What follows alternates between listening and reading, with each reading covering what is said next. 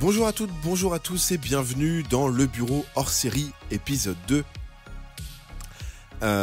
Premier épisode qui était plus pour poser un petit peu ce qui allait suivre au niveau de l'aventure. Vous allez découvrir beaucoup plus d'informations dès aujourd'hui avec autour de la table Fred. Salut Fred. Salut Anto. Cole, bien évidemment. Oui. Salut Cole. Bonsoir. Et Salut. Boag, comment ça va? Salut. On va donc enchaîner avec ce qui se passe finalement après cette découverte incroyable. Nous sommes désormais en 2021. La découverte faite par Curiosity a fait le tour du monde et a changé tout aux priorités des grands États du monde. Désormais, il faut être le premier sur Mars pour mettre la main sur cet artefact extraterrestre. Une première tentative a eu lieu et s'est soldée par un échec dramatique. SpaceX, la firme d'Elon Musk, a envoyé une équipe qui a atteint Mars, mais son vaisseau semble s'être écrasé sur place, déclenchant un énorme scandale à la hauteur des espoirs mis dans cette expédition. Pendant un temps, la Chine était en bonne position pour remporter cette course, tandis que les Européens, comme d'habitude, étaient incapables de se mettre d'accord, et donc étaient sur le point de renoncer. Mais tout cela a changé lorsque la NASA a fait appel à l'Agence spatiale européenne et à la BEST pour une proposition impossible à refuser, s'associer aux États-Unis pour emporter la découverte de cet artefact alien. Cette association a fonctionné puisque la mission conjointe est sur le point de partir. La fenêtre de lancement est d'ailleurs imminente. Il n'y aura pas de meilleure occasion de partir sur Mars avant 780 jours. De son côté, la Chine, selon les analystes des projets spatiaux chinois, ne pourront faire décoller une mission à 3 ou 4 hommes que dans 6-18 mois au plus tôt.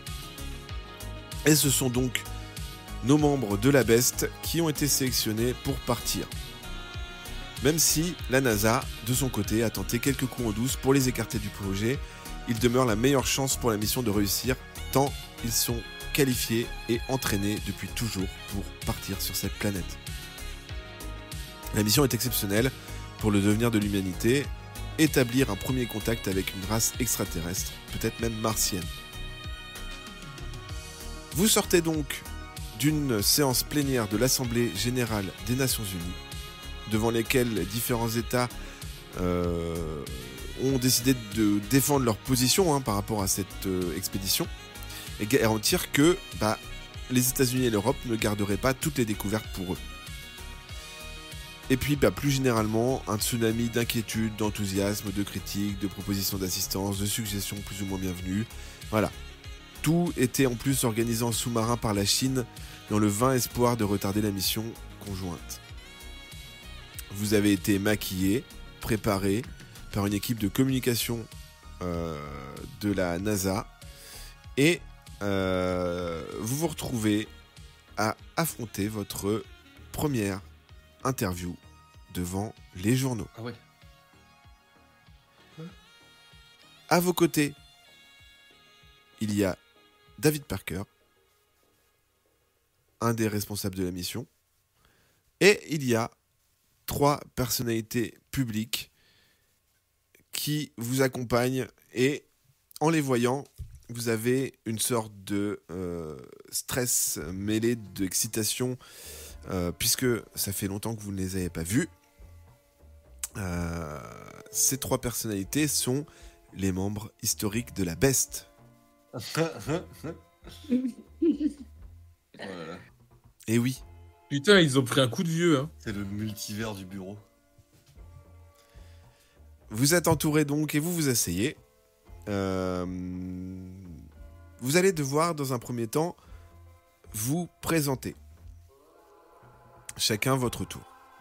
Donc, je laisse le soin à Boag de commencer. Eh bien, moi, je suis Marc Dupéra. Je suis recruté pour mes talents de pilote. Et c'est un honneur de vous rencontrer, Monsieur Tromblon. Hein. J'ai vu ce que vous aviez fait, c'est magnifique. L'hélicoptère, notamment. Alors, la foule venue ici, on n'a que faire un petit peu de votre admiration pour, de ton admiration pour Jean-Claude Tromblon. Et se lève Peter Hagen du journal Bild. Et il te dit, j'ai une question pour le pilote justement. Vous avez une réputation de casse-cou. Est-ce que vous ne pensez pas qu'une personne plus calme et réfléchie serait mieux adaptée pour cette expédition ? Je vous cache pas que ça va secouer, mais il faut savoir conduire, il faut savoir improviser, et moi j'improvise plutôt bien. Très bien. Écoutez, tâchez de ne pas ruiner les efforts de la communauté internationale avec de la frime ou autre. Oui. Le suivant à être appelé au micro est Cole. Je te laisse te présenter. Oui, bonjour. Eh bien moi c'est Ponce Delattre, xénobiologiste et spécialiste en langage. Voilà, que voulez-vous savoir ? Alors, je vous donne la parole. Les gens attendent que tu te présentes un petit peu plus. Ton travail, ce que tu veux, ce que tu cherches. Alors, moi je suis spécialisé dans la biologie extraterrestre, notamment. Aussi en linguistique. Je parle plein de langues. Je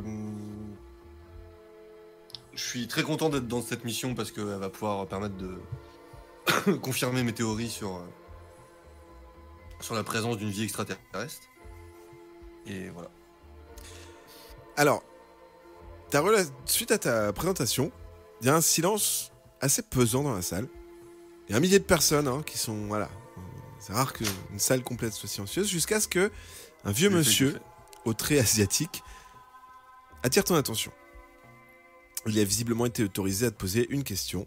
Il s'agit de Joe Wu, de Shozun Ibo, qui te demande: si vous rencontrez un martien ou un extraterrestre, vous serez la première personne à lui parler. C'est votre mission.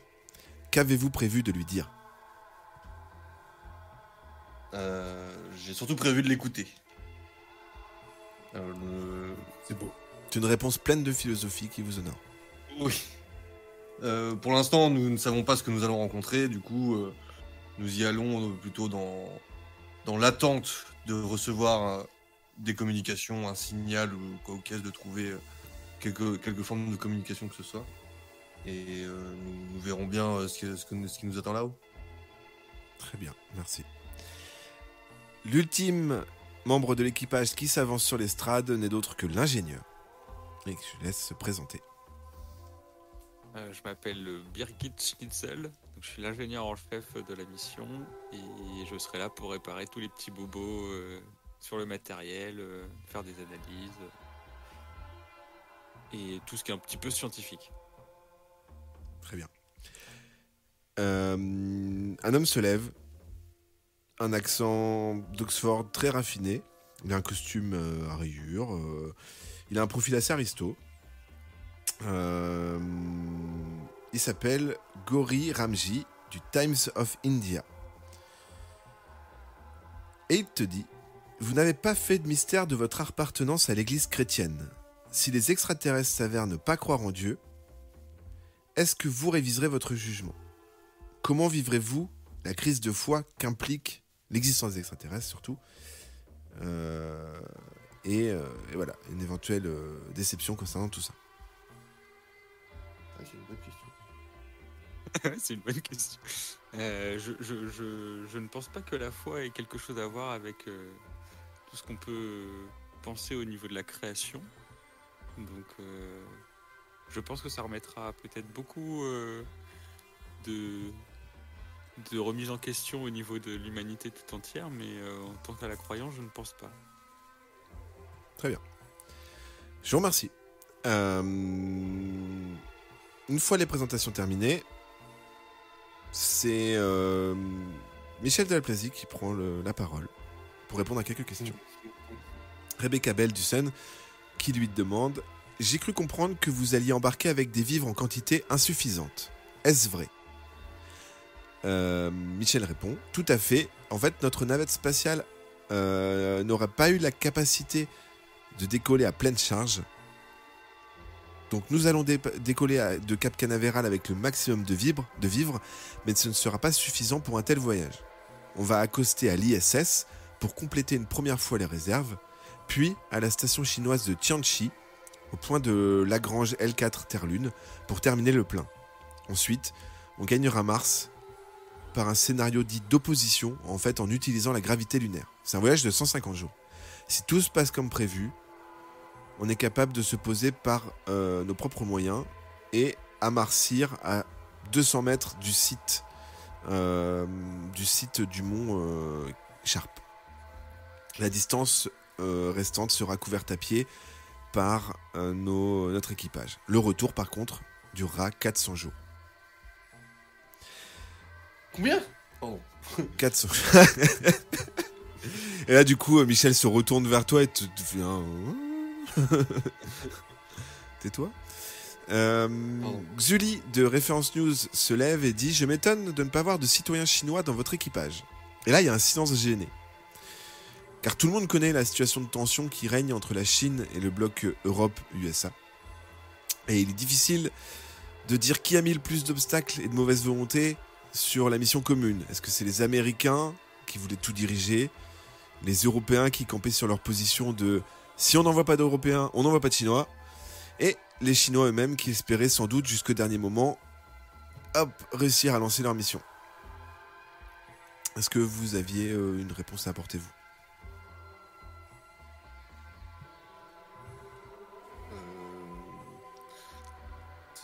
C'est pas moi qui ai fait l'équipe.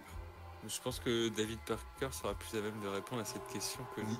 Alors David Parker prend la parole et dit « Malheureusement, la Chine a refusé de collaborer avec nous au-delà d'une autorisation d'accoster à sa station spatiale. Comme vous savez, les tensions internationales, c'est compliqué, on n'a pas trouvé d'accord pour une mission commune. » Un homme se lève à nouveau, il s'agit de Fouad Mansour de Al-Ahram, qui dit « J'ai moi-même une question pour l'équipage cette fois-ci. Vous êtes tous sur le point de faire un voyage très dangereux. Avez-vous considéré le fait que vous ne reviendrez peut-être pas de cette expédition ? » C'est tout l'intérêt du truc. C'est l'aventure. Et puis si on le fait, on va marquer l'histoire. Et j'aimerais bien avoir votre avis aussi. Michel, de cette mission. Bien sûr, c'est une chose qu'on a pris en considération, mais l'avancée technologique avant tout.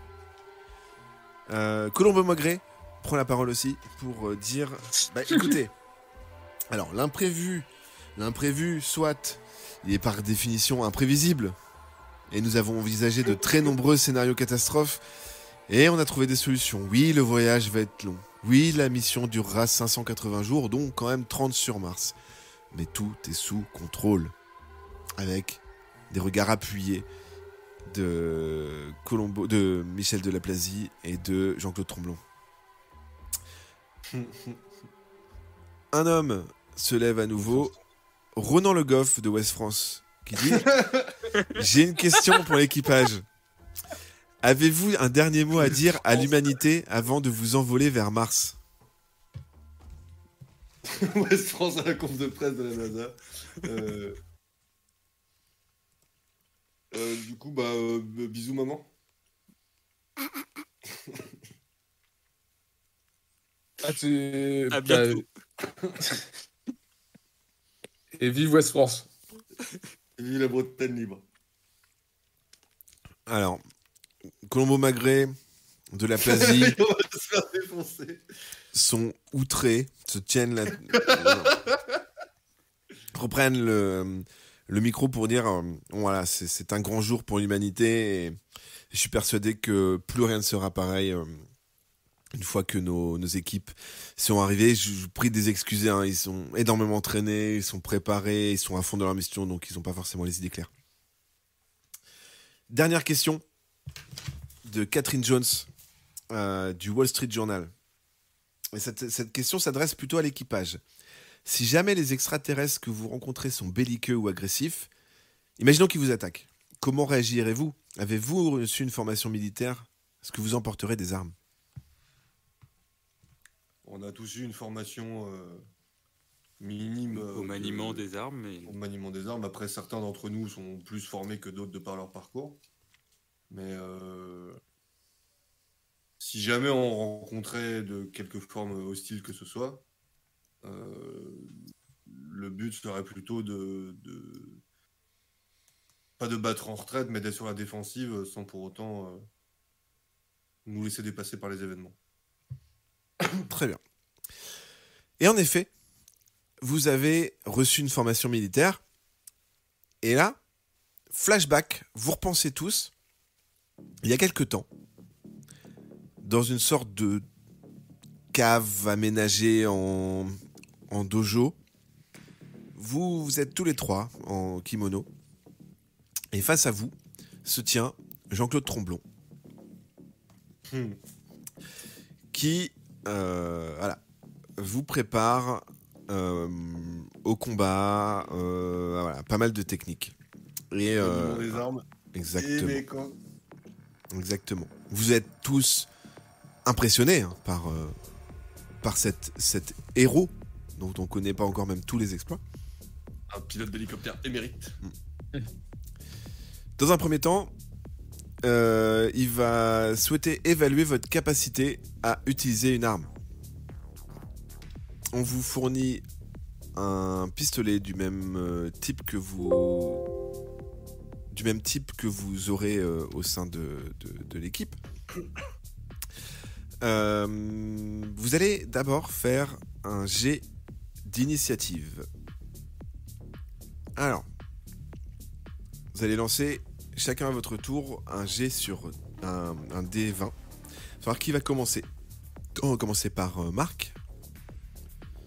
Ouais. Mais ok.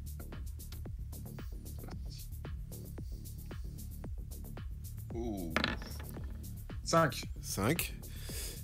Birgit. 12. Et enfin Ponce.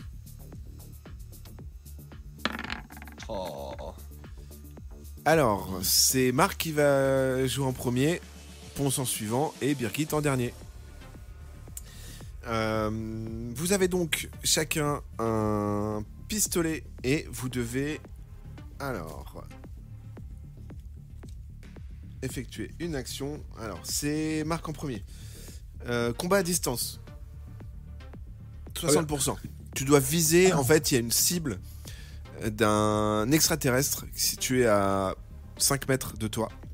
Et tu dois viser cet extraterrestre. Comme dans Men in Black. C'est un honneur, monsieur Tromblon, de tirer devant vous. Regardez. L'honneur est partagé. 28. Marc, arme, repense à sa formation, fait le vide dans sa tête, souffle, tire et décoche une balle en pleine tête, j'ai envie de dire, si on suppose qu'il s'agit bien de la tête de l'extraterrestre. Le deuxième à s'avancer. Forcément la tête. Le deuxième à s'avancer est Ponce. Jean-Claude lui tend une arme. Et va-t-il réussir son tir? Alors toi tu as combat à distance 50%. 50. Alors. 85. Ponce fait le vide dans sa tête également, mais encore tout impressionné et un peu maladroit, car voilà, il utilise peu souvent une arme à feu et plutôt un homme de science. C'est pas ma spécialité. Voilà, tire et le tir, on entend ricocher sur le mur derrière.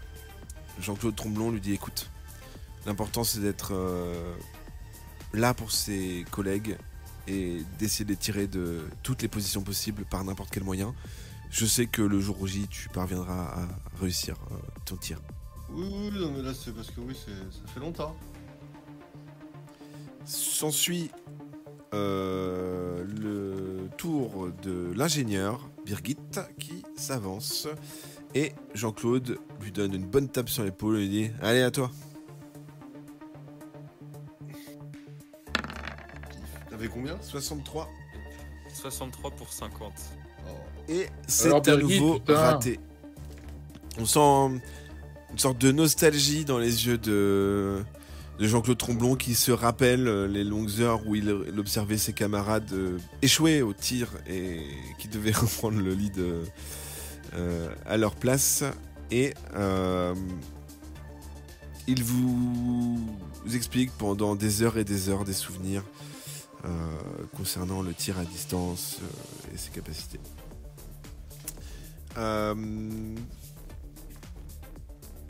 Donc, alors...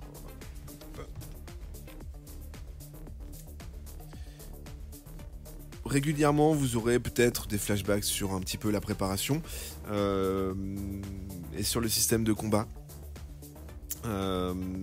Mais pour le moment, voilà, on va passer à la dernière nuit sur Terre. Mais avant, je vais vous demander à tous là de m'indiquer un objet de petite taille qui va être une sorte de porte-bonheur dans votre aventure. Notamment en cas de stress, il y a un jet de garder son calme. C'est un objet qui doit être transporté dans une poche. C'est voilà, un petit porte-bonheur, un truc qui peut s'accrocher quelque part. Voilà. J'allais dire un briquet, mais dans l'espace, je sais pas si c'est une bonne idée.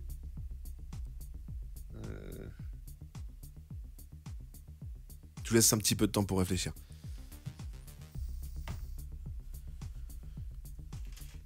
Pendant ce temps... Un opinel, c'est trop gros. Non, ça peut être un opinel. Vendu. Vous êtes sur le point de partir de la conférence de presse et vous vous retrouvez face à la cavalcade, comme on l'appelle, Tromblon, de la Plasie et Magré. Vous observez qu'ils ont... Voilà.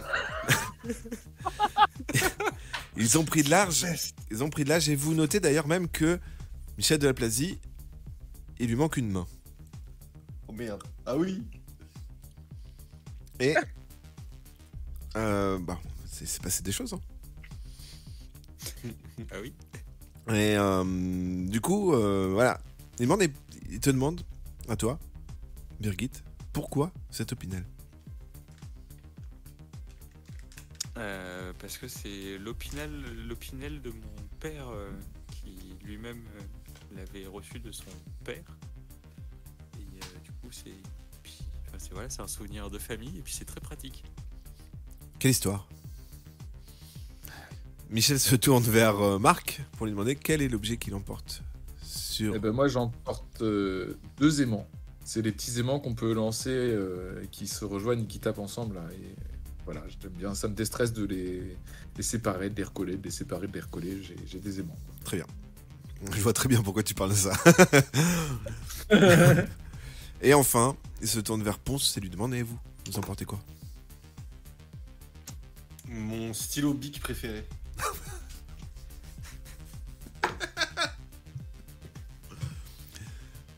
Très bien, c'est votre porte-bonheur, un stylo bic. De cliquer avec. Vous faites partie des gens qui cliquent. Ah ouais. Pourquoi vous avez lancé un dé ? J'ai pas moi. exprès. D'accord. Très bien. D'ailleurs, en parlant de ça, il y a Colombo qui vous dit, mais c'est vrai. D'ailleurs, pourquoi vous avez choisi d'appeler le vaisseau ? Et là, petit flashback, vous vous retrouvez en réunion autour d'une table avec les membres éminents et on vous demande votre avis, parce que c'est vous qui êtes dedans. Comment souhaitez-vous appeler ce vaisseau qui va quitter la Terre pour aller sur Mars ? La grosse Bertha. Allez, Birgit. Allez, Birgit, ouais. Non, je veux dire, Birgit, beau jeu de mots, quoi. Ça. Vous voulez C'est quoi, c'était la Space Force Le nom de l'organisation, c'est quoi, la Space Force Putain, je l'ai pas noté. Là, j'ai pas eu le temps de la prendre, moi. Ah non, c'était l'endroit où vous étiez ? Ouais. Space Flight Operation Facility, c'est ça ? Ah voilà, c'est ça. Non, vous pouvez Moi, trouver un nom. Moi, je vous propose, on l'appelle le vaisseau Horizon. Horizon. Ou, Genre Horizon, tu vois. Horizon, c'est le bout pourquoi du tu monde, dis mais ça, c'est le toi début d'un voyage, tu vois, je trouve ça cool. vers Mars. Jamais on peut l'atteindre. Clairement, Et on- toute la table s'est offusquée quand vous avez proposé la grosse Bertha. Elle préfère clairement Horizon. Oui, ça colle bien. Ouais. Moi aussi, C'était une blague de la part de Birgit, et si vous n'avez pas de second degré, je suis désolé pour vous. Colombo, Non, c'était pas une blague. retour à Locombo qui dit quand même Horizon, c'est un beau nom puisque on s'apprête à l'élargir sacrement notre horizon. Et il se retourne et il s'en va. Ça y est, Colombo- je viens penser. Colombo, il y a 20 ans. Colombo s'en va, mais Michel Delaplasie et Jean-Claude Tromblon continuent de vous regarder, les yeux un petit peu embués par les souvenirs d'aventure. Et ils se disent quand même, c'est beau d'être jeune. Et vous apprêtez à passer votre dernière nuit sur Terre, puisque demain, c'est le départ pour une aventure hors du commun. Et ce, vous le découvrirez dans le prochain épisode du Bureau. Alors, comment ça avance là? On va bientôt entrer dans le vif du sujet, mais il y a encore pas mal de présentations. Nous discutons avec nous-mêmes. Ouais, ça, Faire un gros dodo avant de partir. Qu'est-ce qu'il y a? Je dis, il faut faire un gros dodo avant de partir. Exactement. Ah, voilà. Et c'est pas vraiment ce qui va se passer, mais vous le découvrirez la prochaine fois, la semaine prochaine. Je ne sais pas quand encore. En attendant, bonne soirée tout le monde, bonne nuit, bonne journée, en fonction de quand vous l'écoutez cette émission. Et on vous dit à très bientôt dans le bureau. Ciao. Bisous.